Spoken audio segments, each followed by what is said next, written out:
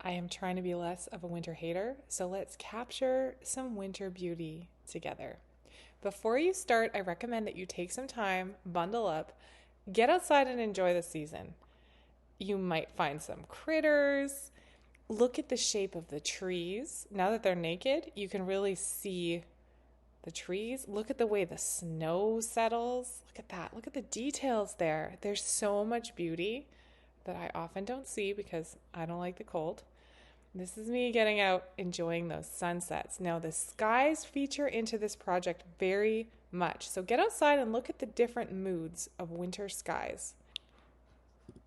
I live on the prairies. This is the sky over the lake.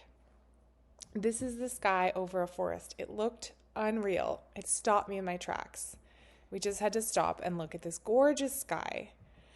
So get outside, enjoy some inspiration, and then come back in, get your heavy paper, watercolor paint, masking tape, water, paintbrushes, paper towel, pencil, and of course, a warm place to paint. You don't want to do this outside if you live in a cold climate.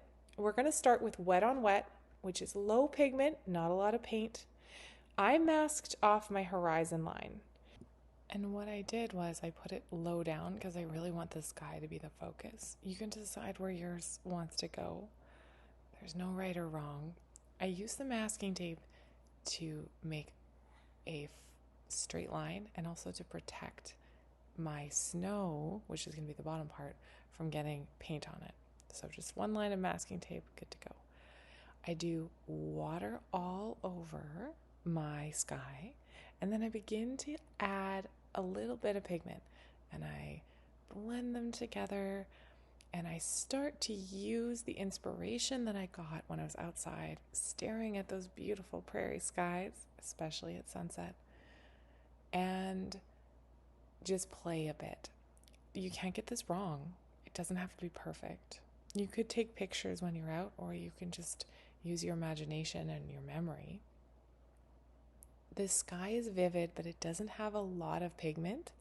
You can always add more. I added a little bit more, but there was a lot of water, just a little bit of paint on my brush and lots of water. I did my color fades going across my page, but get creative. Your sky can look any number of ways. The sky is just such a beautiful thing, especially in winter. Now, the next step is done after your paper is 100% dry, and I took off my masking tape carefully, and then I began to sketch trees. Make sure when you're out checking out nature, you look at the way the trees branch out. You look at the way they start big and then they get smaller and smaller and smaller. And when you're doing your sketch, you don't need every little detail, but plan out the shape of your trees, the placement of your main trees, and then you can get started on painting them. So for painting, just to reiterate, our sketch of our trees will not be really dark because I'm going to use watercolor paint, and it's not the greatest covering for heavy pencil lines. I did layers of paint. So I started with a light brown. Yes, you could still see my sky through it, but my plan was to keep adding layers of paint.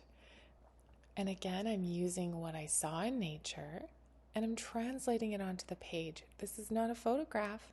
This is a creative interpretation. It is an expression of the beauty of winter. So I added some trees closer, and those ones were bigger because I was imagining that I could see them close to me. And then I added some trees farther away, and I can see more of this tree because it's farther away, even though it's a big tree. I went over with a darker brown to add details, just lines and swirls. Again, this is your interpretation. It's not a photograph. What looks good to you? I also want to say it's easiest if you do the trees at the front of your picture first. And you'll see why when I do this one. I did the trees behind it, and then I decided to add this in and make it bigger than it had been in my sketch. And I had to get creative as far as making it pop so it could be seen, because watercolor is hard to paint on top of. You'll still see it underneath, especially when you use as much pigment as I did for these background trees. For an evergreen, I used my ridiculously small paintbrush. This was based on a balsam. And I drew out the different shapes of the branches. And then I went over with my little paintbrush and I made like little tiny marks. This one was very mindful. It took me a while, but it was very relaxing to do. I was listening to a really good audiobook with my kiddos and taking my time. I also took my time when I did the other trees, and again, start with a light brown and then do darker brown lines on top of the tree, imagining where the tree is branching out, imagining where the tree would be growing towards the sun, and just really enjoying it. The last thing I did, and I did bounce around a bit, front trees, back trees, adding to it, I put trees in the very back and I added some deer prints because I saw so many animal prints on my walk, and the one I loved the most were the deer because it almost looked like a heart. I really loved the deer prints, so I added a trail of deer prints, and I just did that with gray paint.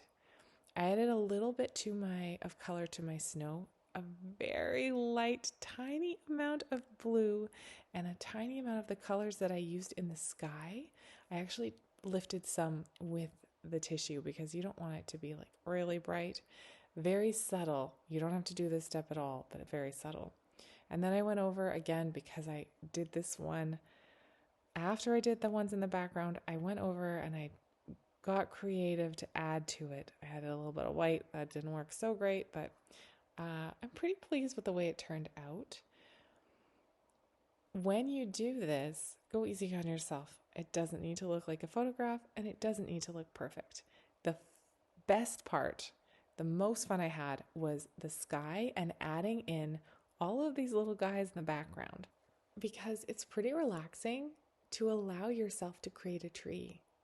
The more you do it, the more confident you'll get that you're doing it right, because you'll realize there's no right or wrong ways. Trees grow in so many creative ways in nature because they're adapting to their environment. So what story of the environment is your picture telling? And I went over and I came back to this piece 4 or 5 times and added more and more trees and more details, more volume to my trees. Keep looking at it, keep enjoying the process, put on a good audiobook or some good music, and just mindfully be present and celebrate, capture a little bit of the beauty of winter.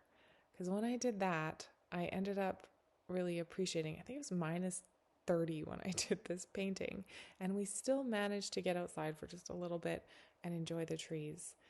And I didn't beat myself up too much when my tree was really hard to paint because I did the background trees first before I realized I wanted to do the trees in the foreground. And that's totally cool. I'm very pleased with the way this turned out. It was so fun to do. I really recommend taking your time to enjoy the outside, observe, take pictures, and use them in your creation. Enjoy this one. Share it with me if you'd like. Do this with someone that's awesome in your life. Thank you for creating with me. And as always, have a beautiful day.